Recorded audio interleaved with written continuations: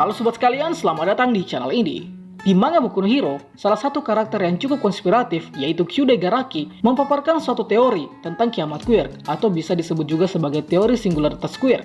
Teori ini kemudian menjadi teori yang cukup membuat kita bertanya-tanya, apakah mungkin menjelang akhir Boku no Hero nantinya, kita akan dihadapkan suatu plot cerita di mana Deku dan manusia lainnya akan menghadapi kiamat queer. Sepertinya ini teori yang cukup liar, akan tetapi perlu kita bahas di konten kali ini, karena admin menemukan banyak sekali petunjuk akan kebenaran dari teori kiamat queer yang dipaparkan oleh Kyude Garaki. Tapi sebelum lanjut, subscribe di channel ini biar admin makin semangat buat kontennya. Dan mari kita mulai. Sebagai catatan, yang admin paparkan sebentar ini akan dibagi ke beberapa segmen. Semoga kalian dapat terhibur. Yang pertama adalah asal mula teori kiamat queer. Teori ini pertama kali dikemukakan oleh Kyude Garaki sekitar 70 tahun dari timeline alur cerita utama. Kyude Garaki memaparkan suatu teori yang berbunyi bahwa semakin lama timbulnya queer pada kehidupan manusia dan manusia terus menghasilkan generasi, maka queer akan tercampur dan akan semakin sulit dikendalikan. Teori ini semakin dikembangkan oleh Kyude Garaki sehingga sampai kepada kesimpulannya bahwa di masa depan, generasi selanjutnya akan mengalami kesulitan untuk mengendalikan queernya, sehingga akan menerima risiko yang sangat fatal, mulai dari tubuhnya yang tak mampu mentoleransi queernya, sampai kepada kematian yang dialami oleh karena sulitnya atau tidak cocoknya queer dikendalikan. Teori ini kemudian ditertawakan dan tak dipercaya oleh masyarakat, namun sampai suatu ketika ada yang percaya terhadap tesis yang dibawakan oleh Kyude Garaki, dan kalian bisa menebaknya. Dia adalah sang All For One.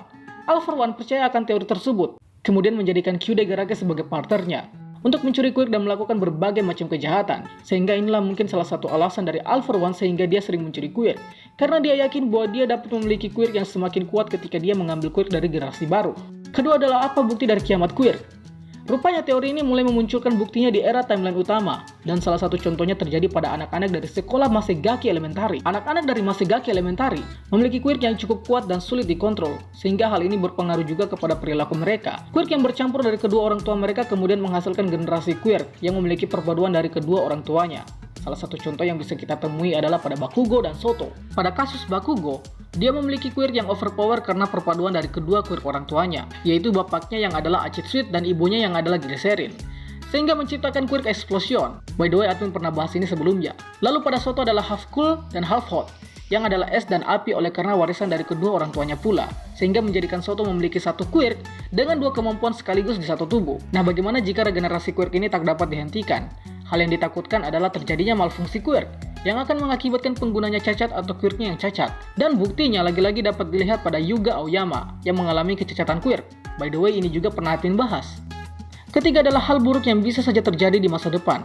Saat ini kita tahu bahwa All For One sudah dipenjara di Tartarus, sehingga hobi untuk mengelusi queer harus dia tinggalkan. Entah apakah nanti akan bebas kembali karena Tartarus dibobol atau tidak. Tapi jangan lupa Shigaraki Tomura yang saat ini sudah menjadi All For One yang baru. Saat ini Shigaraki memiliki 75% kemampuan dari All For One, beserta queernya yang telah diwariskan. Dan juga kemampuan untuk mengoleksi queer juga telah sepenuhnya dimiliki. Hal ini dibuktikan pada saat Shigaraki mencoba mencuri queer One For All dari Deku. Kita bisa berteori bahwa mungkin saja hobi yang rutin dilakukan oleh All For One ini kemudian dilakukan ulang oleh Shigaraki. Alasannya karena pastinya untuk menjadi penguasa dan tak terkalahkan. Sehingga kedepannya mungkin saja Shigaraki mulai mengincar queer-queer yang menarik dari orang-orang yang mengalami singularitas dan pencampuran queer yang kuat. Sehingga ini menjadi suatu ancaman terbesar yang akan dihadapi oleh para hero. Jangan lupa bila hal ini terjadi, maka kemungkinan terburuk yang bisa saja terjadi adalah hadirnya penjahat yang lebih besar dari kelompok Paranormal Liberation dengan queer overpower dan juga Shigaraki Tomura sebagai bosnya. Hal ini menjadikan dunia Boku no Hero sekali lagi mengalami masa-masa kegelapan queer yang pernah terjadi di awal hadirnya queer di bumi. Keempat adalah peran Deku sebagai si tokoh utama dalam mengatasi bahaya kiamat queer. Kali ini kita akan memakai teori fans untuk menjawabnya. Vocal Pineapple dan Turtle Queer memiliki teori yang mengatakan bahwa mungkin saja kedepannya bahwa Deku akan memiliki kemampuan yang sama dengan All For One, yaitu mengklaim quirk orang lain. Tapi sekali lagi, karena Deku adalah seorang hero, maka mungkin saja jika teori bahwa Deku akan memiliki quirk yang sama dengan All For One benar, pastinya Deku akan memanfaatkan kemampuan tersebut ke arah yang lebih positif. Entah apakah teori ini bakal terjadi atau tidak, namun tak ada salahnya jika kita berteori. Nah, berkat kemampuan tersebut, maka Deku dapat mengontrol quirk yang telah mengalami singularitas dengan mudah. Sehingga pesan yang dikatakan oleh Deku di episode pertama Boku no Hero mengenai dirinya yang menjadi pahlawan terbaik di dunia dapat terbukti. Tapi teori ini memiliki kelemahan. Jika saja Deku yang akan mengatasi kiamat queer, kelemahannya adalah dalam dunia Boku no Hero, tidak hanya di Jepang saja manusia memiliki queer. Di seluruh dunia atau bahkan mungkin di Indonesia juga manusianya memiliki queer. Sehingga Deku pastinya tak akan bisa mengatasi hal tersebut dengan mudah. Nah, bagaimanakah solusinya? Di segmen berikutnya akan kita jawab. Kelima adalah Eri menjadi solusi pengnormalisasian queer. Quirk Eri adalah rewind.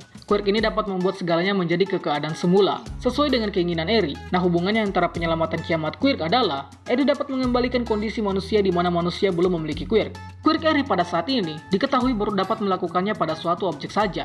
Nah, bagaimana jika nantinya quirk Eri dapat berevolusi, sehingga bukan hanya satu atau dua orang saja yang akan di-rewind oleh Eri, melainkan seluruh dunia dapat di-rewind dengan mudah. Teori ini agak clear sepertinya, tapi perlu kita sadari bahwa kisah Boku no Hero ini beberapa terilhami oleh cerita dan karakter yang ada di Marvel Comics.